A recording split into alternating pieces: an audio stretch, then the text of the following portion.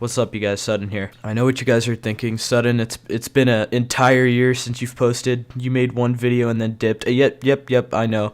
I've just been lazy. Haven't really had any inspiration, but right now, this right here has kicked me back out of retirement.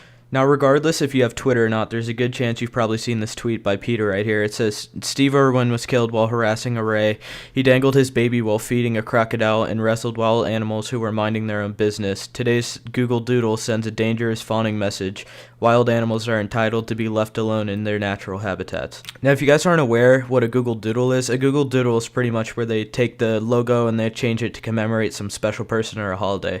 And for those of you who aren't aware who Steve Irwin was, he goes by the more common name, the Crocodile Hunter. Now, not only was he an Australian zookeeper, but he was a conservationist, and he was a really good television personality back in the day. I personally remember watching him. He's very enthusiastic. He's very upbringing. Like, he has such a good outlook on life. And to see this tweet just didn't make any sense. He loved animals more than anyone. Some of his quotes here were, I have no fear of losing my life. If I have to save a koala or a crocodile or a kangaroo or snake, mate, I will save it. Now, that's just like, you know, it sounds like he really does love animals. Now, if you guys don't know, unfortunately, Steve Irwin, he died when he was swimming with stingrays, and a stingray, just one of their barbs went through his heart. Now, Steve was actually planning on doing a TV show with his 8-year-old daughter, and he was just preparing for it, so it's very sad to see him go out that way. And to see Peta say this is just, it's just so fucked. Like, I don't know what they were thinking. Now, it's funny because Peta has quite the history, and if you haven't seen it, I'm here to tell you about everything they've done in the past. I mean, some of the shit they do is just really messed up. So, without further ado, let's dive straight into it.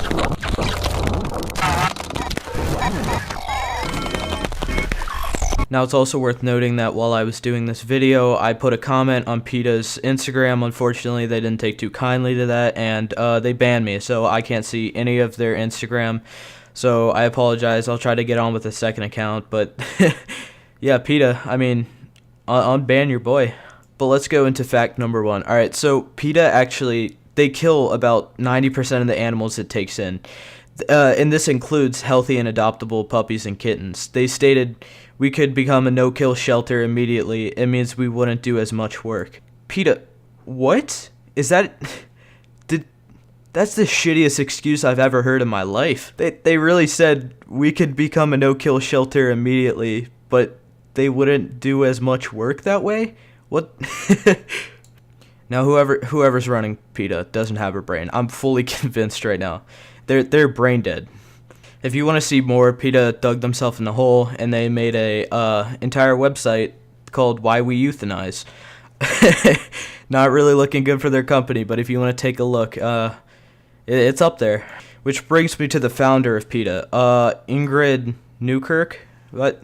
Is that how you say it? All right, well, Ingrid Quirky wrote a newspaper piece, and it was calling on all shelters to kill all dogs who looked like pit bulls.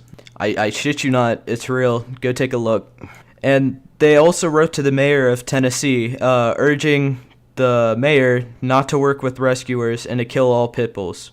They then also recommended a ban on the adoption and release of dangerous dogs and fighting breeds, commonly referred to as pit bulls. I mean, this is getting ironic considering they think Steve Irwin's like the bad guy here, right? And if you only think they're advocating to put down these pets, that's wrong. They've actually been stealing them off of porches to put down pets. A family just settled a $50,000 lawsuit after it took a girl's unattended dog and put it down. I shit you not, they just snatched the dog off the porch and then put it down without their permission. Wilbur Zarrett from Virginia had sued the group for taking his daughter's chihuahua from a mobile home park on the state's eastern shore and euthanizing it before the end of the required 5-day grace period. Now, Zarrett alleged Peta operated under a broad policy of euthanizing animals, including healthy ones, because it considers pet ownership to be a form of involuntary bondage. Now, I'm not an expert on animals, but haven't humans been taming animals since literally thousands of years? Like, I don't think this is anything new. I mean, just because my parents, raised me in my house, that doesn't mean they're forcing me to live here against my will, like I choose to. The fact that they even said this is just, it's so laughable, and their company's just a joke.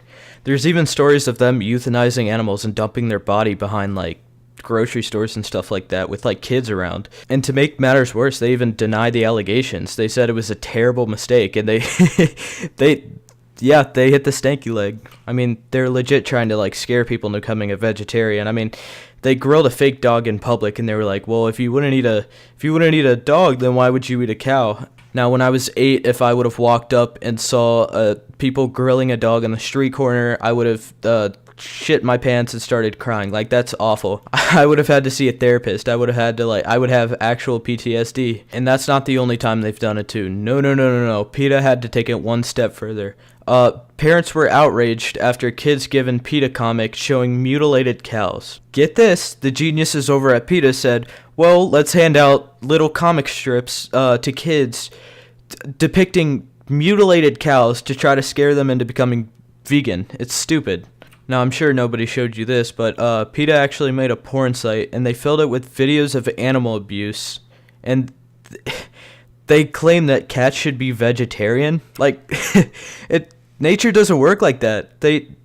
They gotta other animals eat other animals, and it's gonna stay like that. That's how they get their nutrition. That's how they grow. And at this point, it's not even like they're just being dumb. Like, they're flat out rejecting science for their own. Like I was saying, there's nobody who has a brain who works for PETA. There's just none. You can't find any. Now, if this video gets taken down, I'm just gonna upload it again. I know it's gonna be falsely copyrighted or anything. Just like they banned me from their Instagram, they're really keen on trying to censor people. They love censorship. That's what they use. That's why you haven't heard of any of these incidents, I'm telling you. I mean, and they're just good at it. They keep their name clean. They make it look like they're the good guys when they're the ones doing more harm than good. And not only do they fabricate that, but they also will use fake facts to try to prove their point. They once spread false information about milk, saying it caused autism, and they based it on outdated, just BS information. It made no sense.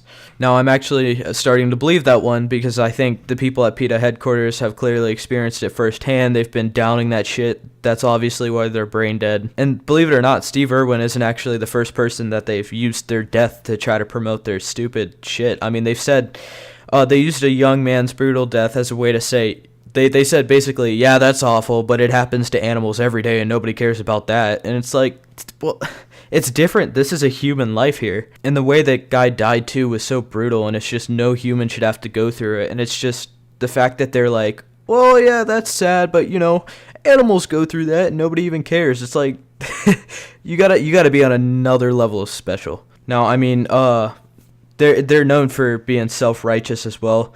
I mean, they offered to pay the water bill for the poorest neighborhood in Detroit if and only if they went vegan for a month. I don't think they even have enough money for food. I don't think they can be affording that expensive vegan shit. No hate towards vegans. If you're vegan, that's fine. As long as you don't shove it down their throats like they're doing right here. I mean, it's just a fact, though, that these people who are starving, sometimes they need protein. They need nutrition. They need some source of food, When you don't have that much money, you can't afford to be picky about what you eat. Just the fact that and then they're like, we're going to pay your water for a month if you go vegan. That's total bullshit. It makes no sense. Now, if I just got dealt a shit hand in life all of a sudden, and I was living in a bad living situation, I couldn't afford water, and I see PETA roll up and they're like, hey, if you go vegan for a month, then we're gonna pay for your water.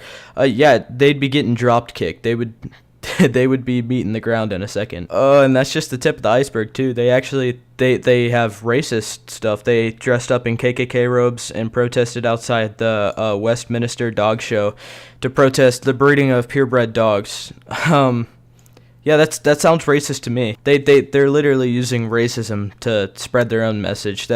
It's a little bit messed up, PETA. I mean, you have incidents where 2 of their workers got dogs that were perfectly healthy, and they were supposed to find them homes or take them home and adopt them, and they ended up putting them down.